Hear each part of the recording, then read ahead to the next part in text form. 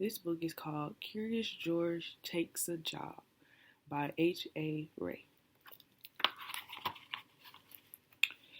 This is George. He lived in the zoo. He was a good little monkey and always was very curious. He wanted to find out what was going on outside the zoo.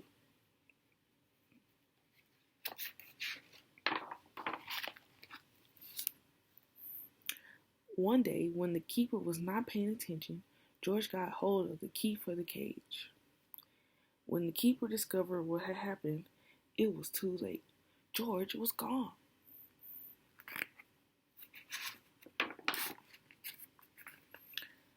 Where was George? They looked for him everywhere, but they could not find him.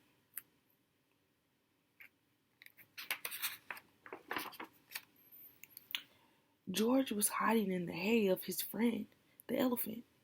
Finally, the keepers gave up looking for him. George found a nice cozy spot to sleep under the elephant's right ear, and the next morning, before the zoo opened, he got away safely.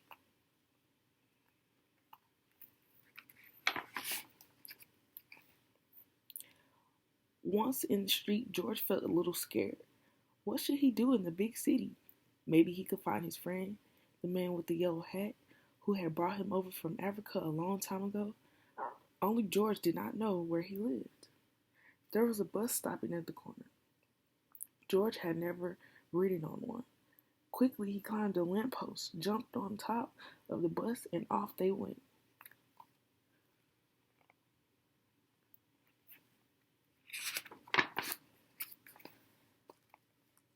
Now they were right in the center of the town. There was too much to see that George did not know where to look first. If only he could go on riding like this forever.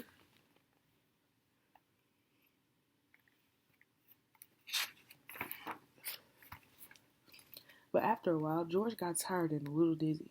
When the bus slowed down to turn into a side street, George jumped off. There was a restaurant right in front of him. Something smelled good. Suddenly, George felt very hungry. The kitchen door stood open and George walked in. On the table was a big pot of course, George was curious. He had to find out what was in it.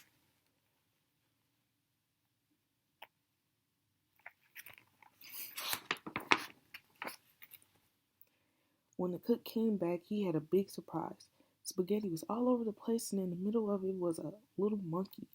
George had been eating yards and yards and wounded himself all had wound himself all up in it. The cook was a kind of man and did not scold much, but George had to clean up the kitchen and then do all the dishes. My, what a lot of them they were. The cook was watching George. You are lucky to have 4 hands, he said. You can do things twice as quickly.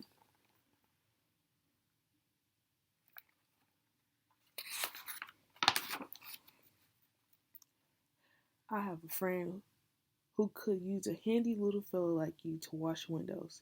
If you would like to, I will take you over to him. So they went down into the subway and took an uptown train to the cook's friend, who was an elevator man in a skyscraper. Sure, I can use you, the elevator man said to George. I will give you what you need for the job. You can start right away, but remember, you are here for washing windows. Never mind what people inside the house are doing. Don't be curious or you'll get in trouble. George promised to be good, but little monkeys sometimes forget.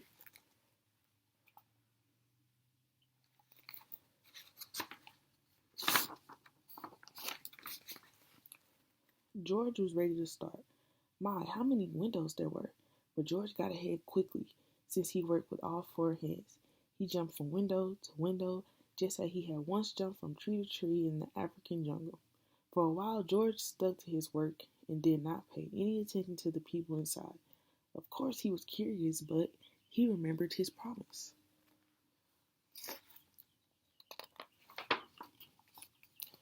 In one room, a little boy was crying because he did not want to eat his spinach.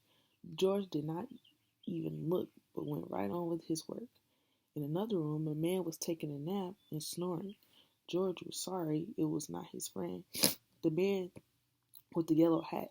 He listened to the funny noise for a while, then went on working. But what was going on in here?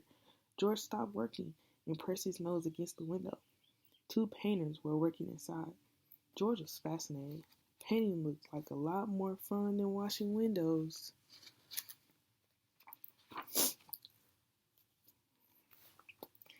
The painters were getting ready to go out for lunch. The minute they left, George climbed inside. What wonderful paints and brushes they had. George could not resist.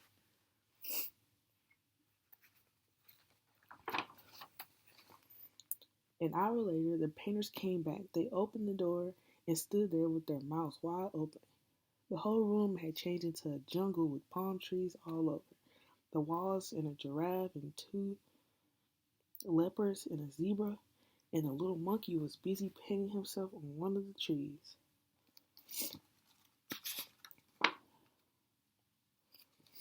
Luckily, George was close to a door. He ran out as fast as he could. After him ran the two painters, then the elevator man, and then the woman who lived in the place. "Oh, my lovely room," cried the woman. "Don't let him get away." George headed for the fire escape.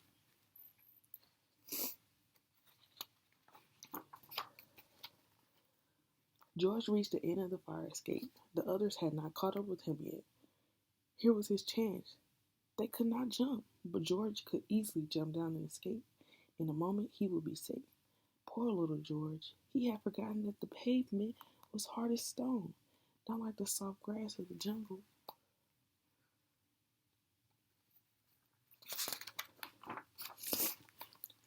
Too bad.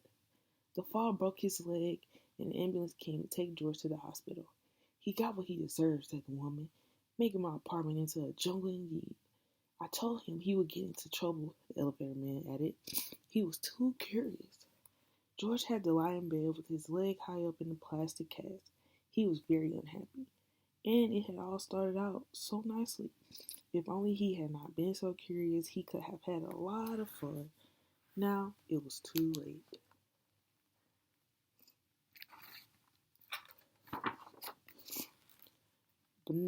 But next morning, George's friend, the man with the big yellow hat, was buying his newspaper. Suddenly, he got very excited. "This is George!" he shouted when he saw the picture on the front page. Quickly, he read the whole story and then ran to a telephone booth to ring the hospital. "I am George's friend," he said to the nurse who answered the phone. "Please take good care of him so that he will get better quickly. I want to take him to a movie studio and make a picture about his life in the jungle. Don't let him get into any more mischief until I can take him away."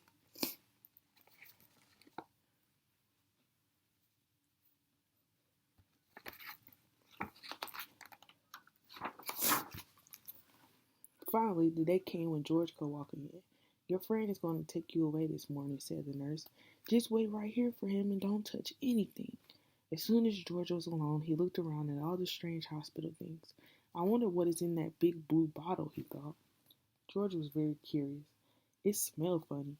Suddenly, his hand began to turn. Then he felt as if he were flying.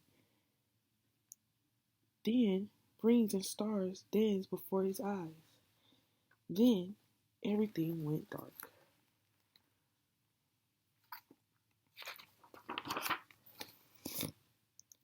And this is how the man with the yellow hat found George when he came to call for him.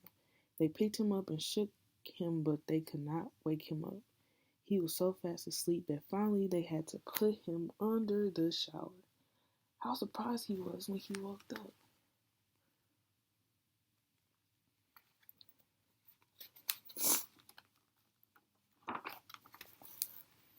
George said goodbye to the nurse and the kind doctor.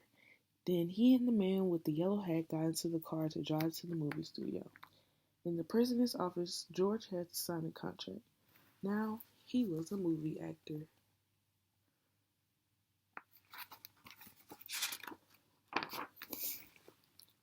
In the studio, George was kept so busy all the time that he forgot to be curious. He liked the jungle they made for him, and played happily there.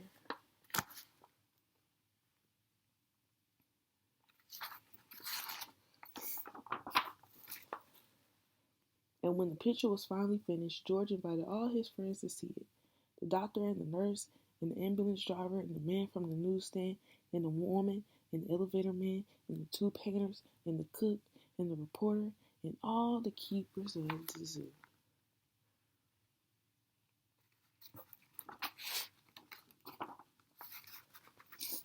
Now the lights went out and the picture started. "This is George," the voice began. "He lived in the jungle. He was a good little monkey. He had only one fault. He was too curious." The end.